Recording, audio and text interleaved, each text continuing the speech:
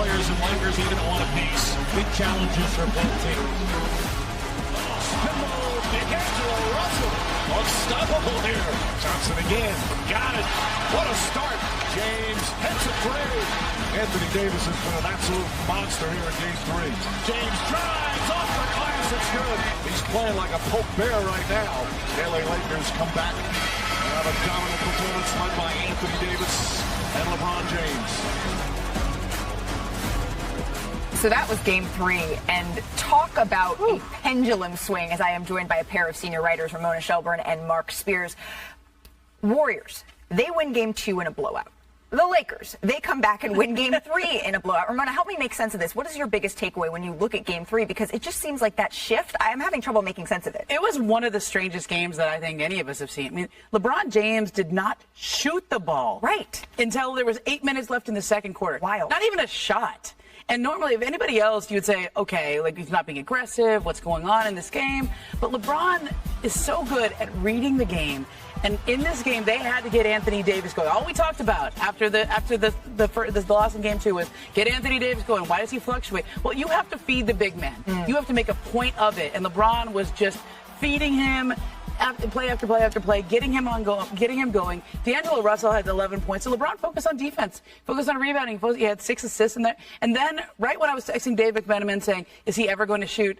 Dave goes, yeah, he's going to get it going. It's 40-29. He's going to go. And he scored he's 10 points in the second quarter. Right. I mean, it was amazing the way LeBron orchestrated that and had the confidence to just sit back and let the game come to him and dictate and do what his team needed. Yeah, and then Anthony Davis sort of became a one-man wrecking ball in all of this. But now they have to flip the page, the Warriors do, because this is a quick turnaround every other day. So what is Golden State focusing on here? What's their mentality coming into this one, Mark? Get back to playoff focus and stay away from this preseason focus that they had the last game. Like the turnovers this season have been awful, but they were really on a bad level. And then they got to, Steph said this the other day, they got to stop worrying about the referees. Yeah.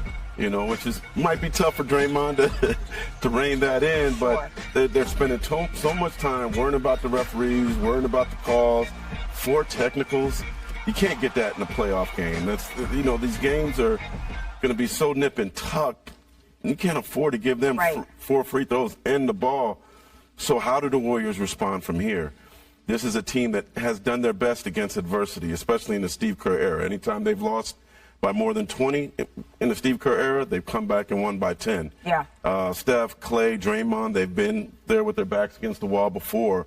Against the Kings, they went down 0-2, came back, won a Game 7, lost the game, the Lakers came back. And I think they're going to try to use the same formula today and be a comeback kids again, and they have no choice. Right. Because if they don't win, it's over. Yeah, you don't want to have the opportunity, give the Lakers the opportunity to take that commanding 3-1 lead. After the Lakers lost Game 2, LeBron kind of had this look on his face. He was like, yep, bet. All right, that's what I'm looking for from Golden State. I want to get a little bit farther into that. Thank you both for tonight's Game 4 matchup as we bring in Chiney Ogwumike and her cheat sheet brought to you by BetMGM. What adjustments are you looking for from Golden State, Chiney? Let's get to it. Thanks so much, you guys. I missed y'all. I love cheat sheet. And again, shout out to BetMGM. The playoffs, they're all about adjustments. I mean, each series is a chess match where teams strategize move by move. And you heard Steph Curry after last game talking about this high level of playoff adjustments. So take a listen to this. I mean, they made an adjustment in terms of their matchups to try to take away our pick and roll in the pocket, passing, and that 4-on-3 advantage we have in the backside, and Draymond being in the sweet spot. Like, they obviously understand that's when we're at our best. So we'll make adjustments. Yeah, you heard it straight from Steph. The Lakers defense has responded well so far against Golden State. The Warriors are shooting just 49% in the paint in this series, which is tied for their lowest percentage in any series under Steve Kerr. That Lakers defense has been real. Let me show you the implications of what the Lakers have been doing.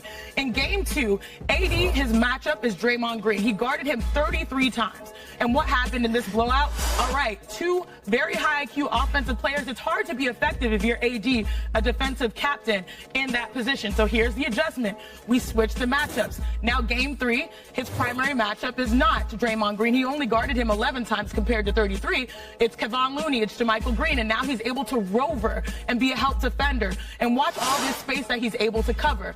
This is huge. Simple changes defensively have allowed AD to be his best self, and that Lakers defense is number one predictor of whether they win if they're able to be aggressive there. But here's what Golden State's answer might be. All right, here's the next adjustment. Go small. The Warriors' small ball lineup of Curry, Thompson, Green, Wiggins, and Poole has outscored the Lakers by 15 points in 9 minutes in this series. So that's the best point differential by any Warriors lineup so far in this series. So overall, there have been a game of chess. There has been adjustments. They might need the Golden State Warriors to play chase, go small in Game 4. I see what you did there. You're going to go chase. Ha. Well, are the Warriors going to be the team that comes out of the West? I want to know what you all think at home. Janae's getting out her phone. She's voting. Richard Jefferson, you're going to vote as well. But I am more interested in what the fans at home think. Who do you think is the team that is going to win this incredibly tight race in the Western Conference? How to handle it when someone inevitably leaves the toothpaste cap off the tube? Let's go. After dominant performances from LeBron and AD on Saturday in a 30-point blowout, the Lakers now lead the defending champion Warriors 2-1. Game 4 is tonight in L.A. But which version of AD are we going to get? He went for 25 in Game 3, but AD has yet to go for 20 in back-to-back games this postseason. NBA reporters, Brian, look at this, EKG. Anthony EKG Davis is perfect. He's a picture of health. Like a metronome. Look at that thing. It's unbelievable. Brian Windhorst, Tim Bontemps with me. Obviously, they're in the house. And look, it's up and down, up and down. You can set your watch to it. You can see it. But doesn't that put pressure on Golden State, additional pressure to win this game? Like, you can't waste a down Anthony Davis game if you're Golden State because he's going to bounce right back up and you're in danger of losing at home. You could get closed out. Wendy, what version of AD, do you think he can break this pattern tonight? I think some of it will depend on what the Warriors decide to do with their lineup. You know, Steve Kerr went to JaMychal Green. It worked very well in Game 2. Game 3, they noticed that there was a matchup advantage there, and Anthony Davis attacked Draymond Green. So, will he stick with the small lineup because it does provide a lot of advantages with the way the Warriors want to attack, or will he go back to Kevon Looney and go straight up against Anthony Davis? And that will affect, I think, how Anthony Davis will approach this game. If Draymond comes back out there with the way that he attacked him in Game 3, I think he's got to go back at him in Game 4. Timmy Good Times, what is it? What's it going to be? I mean, I'm going to say that the Warriors win this game because if we see all the time in Game 4s, if a team's down 2-1, they're going to come out with all kinds of aggression and energy, and I think that the Warriors will get this done. But again, like we said from the beginning, we have no idea what to make of Anthony Davis. Like, maybe this trend will continue. It'll just continue to stink in even-numbered games. Or maybe he'll play great again. But the difference in this game will be whether Anthony Davis is the most dominant player on the court. Because when Anthony Davis is the most dominant player on the court, the Lakers win playoff games. And when he's not, they don't. And basically, you could strip everything else away, and that's what it comes back to at the end of the day. Because, yes, you can talk about the Warriors missing a ton of threes, throwing the ball around, just generally playing terribly in Game 3. But Anthony Davis was awesome. And if he's awesome in Game 4 and he's a threat at the rim, it's going to be a difficult game for Golden State to win. And yet, Wendy, here, indulge me here. Let me reduce this absurdly into like a one-on-one narrative, okay? Every time Steph and LeBron have met in the playoffs, Steph has been favored. He's only ever won. He was 3-1, but he's only won when he's had an overwhelming advantage. And going into this series, I didn't see that for him. And yet, I can't help but to remember 2016 when LeBron fell down 3-1.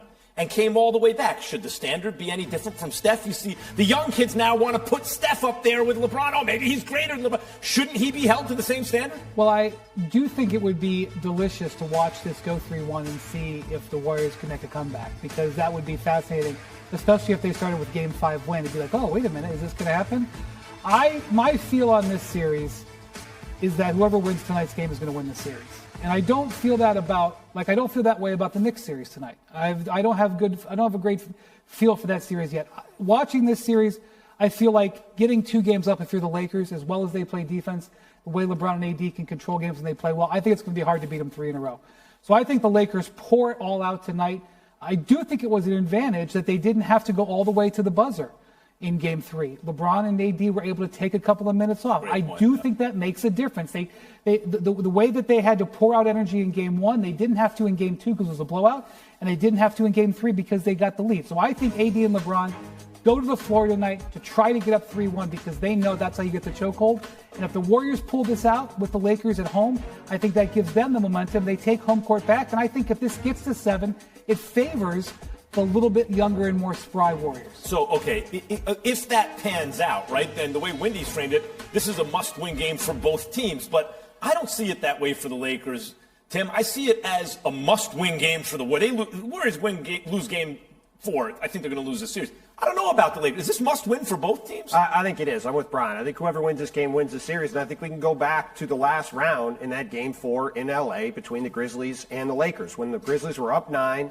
3-4 minutes to go in the game, looked like Memphis was going to be 2-2 in the series, going back home, right? We talked all that series about the younger legs as it went along, and LeBron James and Anthony Davis, with a little bit of help from D'Angelo Russell, got that game over the finish line at the end. LeBron had the huge layup over Jaren Jackson Jr., makes a couple shots in overtime. They go up 3-1. They win that series. If the Lakers go back to Golden State 2-1 or 2-2 in this series, I think Golden State's winning 2 of the next 3. But if the Lakers go up 3-1, all this stuff about Anthony Davis variance pretty much goes away because he's going to have one good game over the final 3. And if he plays well, they're probably going to win. And that's why this thing matters. I'm glad you mentioned D'Angelo Russell because we focus on AD, and for good reason, because when he is at his best, he is so hard to deal with. D'Angelo Russell has really been the swing player. You know, LeBron's scoring has kind of been here. It's been good, but not great. When D'Angelo Russell has scored 17 or more in the postseason, and he's been great, the last 3 wins, he shot 59%. They're 6-0. 6-0 when he scores 17 points or more. 0-3 when he scores 17, when he scores less than 17. So while we're focused on AD tonight, I would also advise focusing on whether Russell gets going early. The Lakers play defense, and maybe they shoot just well enough. But a lot of that's dependent upon how D'Angelo Russell's shooting the ball because he's going to get more touches than some of the other guys. Jokic, meantime, Nikola Jokic went 53-11. Assistant to Wilt Chamberlain? But his Nuggets lost Game 4 last night. Partly that's because Suns owner Matt Ishbia would not give Jokic the ball when Denver had a potential 5-on-4 in a close game in the fourth quarter. Jokic wound up making contact with Ishbia. Am I saying it right, guys? I can't Ishbia, you got it. Yeah, I got it. Yeah. Who flopped in his seat, drawing a technical foul. Ishbia did. Potentially, there could be further punishment on Jokic. Listen. The fan put the hand on me first, so I thought the league's supposed to protect us or whatever, so, but maybe I'm wrong, so we will see. I think it's crazy that Nikola got technical foul in that situation. He's going to get the ball, and some fan is holding on to the ball like he wants to be a part of the game. Just give the ball up, man. Do you think the fans, the owner of the Suns, made any difference? I don't give a Suns owner Matt Ishbia, who was a walk-on for Izzo at Michigan State once upon a time, tweeted this earlier today. Great win for the Suns last night, an amazing series so far. That should be and is the only story. Suspending or fining anyone over last night's incident would not be right. I have a lot of respect for Jokic. I don't want to see anything like that. Excited for Game 5. Go Suns. I got to tell you guys, you got to